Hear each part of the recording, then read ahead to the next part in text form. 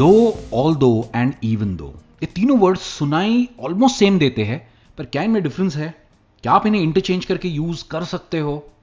चलिए आज के लेसन में यही सीखेंगे। मैं हूं आकाश और आप देख रहे हो लर्न एग्जाम, सीखते हो English through Hindi. Welcome to one more English lesson. सबसे पहले समझते हैं कि दो, ऑल दो और इवन दो एग्जैक्टली है क्या। यह है सबऑर्डिनेटिंग कंजंक्शंस। अगर आपने मेरा पिछला लेसन देखा होगा कंजंक्शंस के बारे में, उसमें मैंने आपको अलग अलग टाइप के कंजंक्शंस कौन से हैं ये मैंने आपको बताया था, राइट? और ये है सबऑर्डिनेटिंग कंजंक्शन। सबऑर्डिनेटिंग कंजंक्शंस हम कब यूज करते हैं? सबसे पहले कंजंक्शंस हम यूज करते हैं दो सेंटेंसेस को जोड़ने के लिए, और सबऑर्डिनेटिंग कंजंक्शंस हम यूज करते हैं जब दो सेंटेंसेस में से एक सेंटेंस खुद के पैरों पर खड़ा नहीं हो सकता है, यानी कि वो इनकम्प्लीट सेंटेंस है, तब हम यूज करते हैं subordinating conjunctions. I hope this is clear. और अगर आपको कंजंक्शंस अलग अलग तरह के क्या होते हैं, कौन कौन से हैं, अगर वो आपको समझना है तो आप इस वीडियो को जरूर चेक कर सकते हो। हम बढ़ते हैं आगे। सबसे पहले हम समझते हैं दो हम कब यूज करते हैं। दो हम यूज करते हैं जब भी हमें कहना हो इसके बावजूद या फिर हालांकि, यानी कि ये होने के बावजूद ये हुआ। जब आपको ऐसे सेंटेंसेस बनाने हो इंग्लिश में, तब हम यूज करते हैं दो, या फिर हालांकि अगर आपको यूज करना है, इस कॉन्टेक्स्ट में यूज करना है, तब हम यूज करते हैं दो। दो हम यूज करते हैं दो सेंटेंसेस के बीच का कॉन्ट्रास्ट बताने के लिए, यानी कि जब दो सेंटेंसेस एक दूसरे से बिल्कुल अलग हो, विपरीत हो, तब हम यूज करते हैं दो। सेंटेंसेस की मदद से समझते हैं कि इसे यूज कैसे करेंगे। Though he is rich, he lives a simple life. अगर आप देखो तो दोनों सेंटेंसेस विपरीत है। सबसे पहले सेंटेंस में क्या बताया जा रहा है? दो ही इज रिच, यानी कि उसके पास बहुत ज्यादा पैसा है। और second sentence, he lives a simple life, यानी कि हालांकि वो बहुत अमीर है, फिर भी वो साधारण सी जिंदगी जीता है। I hope this is clear. एक और एग्जाम्पल देखते हैं। शी इज वेरी इंटेलिजेंट दो she doesn't have a university degree. वो बहुत बुद्धिमान है, पहला सेंटेंस है कॉमा के पहले, दो she doesn't have a university degree, right? दोनों अलग अलग कॉन्ट्रास्ट है, विपरीत सेंटेंसेस है। जनरली ये माना जाता है जिसके पास यूनिवर्सिटी की डिग्री हो वो काफी बुद्धिमान होते हैं, पर ऐसा भी तो हो सकता है कि कोई सिर्फ 10th पास हो पर काफी होशियार हो, जिंदगी में काफी सक्सेसफुल हो। तो देखा आपने, दो सेंटेंसेस का कॉन्ट्रास्ट बताने के लिए हमने दो को यूज किया है। एक और एग्जांपल देखते हैं। ही केप्ट हिज प्रॉमिस दो it was difficult for him. उसने अपना वादा रखा या अपने वादे पर कायम रहा, भले ही या हालांकि उसके लिए मुश्किल था। तो यहां पर भी हम कॉन्ट्रास्ट दिखा रहे हैं। आई होप दो को कैसे यूज करते हैं सेंटेंसेस में ये आपने समझा है। हम बढ़ते हैं नेक्स्ट कंजंक्शन की तरफ, जो है ऑल दो।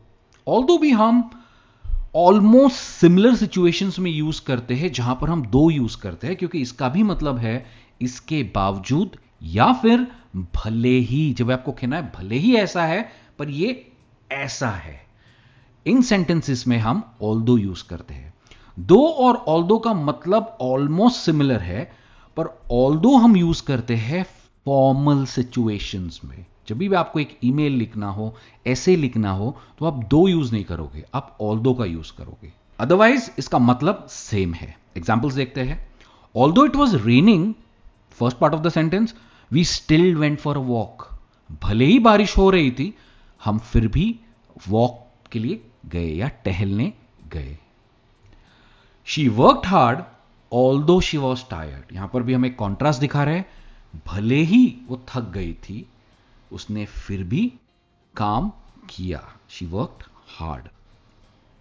Although she is a good actor, she didn't get the lead role. अच्छी एक्टर होने के बावजूद भी उसे कभी भी लीड रोल नहीं मिला। लीड रोल का मतलब है हीरोइन का रोल नहीं मिला, मेन रोल नहीं मिला। I hope this is clear. बढ़ते हैं आज के लास्ट कंजंक्शन की तरफ, जो है इवन दो।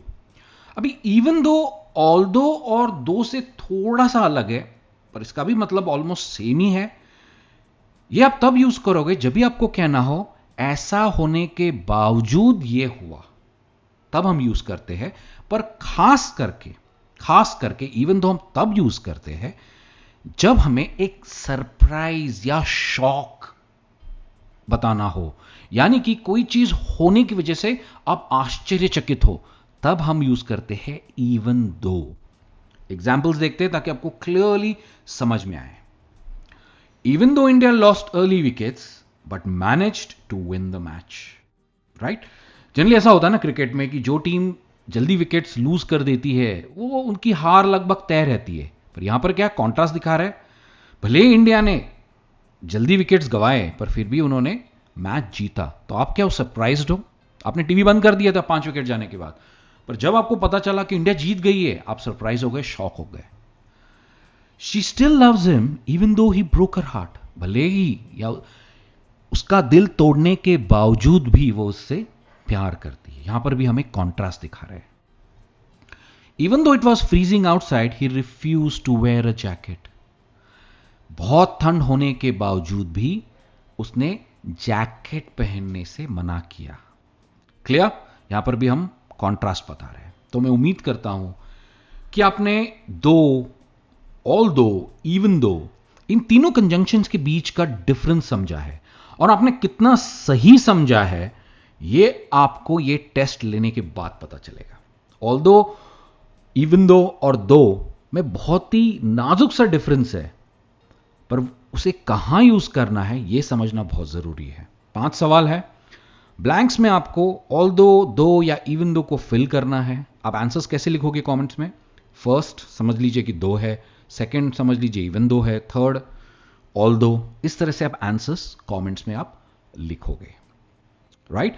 आप चाहो तो वो पूरे सेंटेंसेस भी लिख सकते हो, राइट। आपकी प्रैक्टिस होगी। तो दोस्तों मैं उम्मीद करता हूं कि आज के लेसन में आपने इन 3 इंपॉर्टेंट कंजंक्शंस का डिफरेंस समझा है, इन्हें कहां यूज करना है एग्जैक्टली ये समझा है। मैं उम्मीद करता हूं कि आपको आज का लेसन अच्छा लगा है। अगर अच्छा लगा है तो इस वीडियो को लाइक जरूर कीजिए। मैं आपसे जल्द मिलूंगा एक और नई इंग्लिश लेसन में। तब तक as usual keep learning and keep practising English. Bye for now.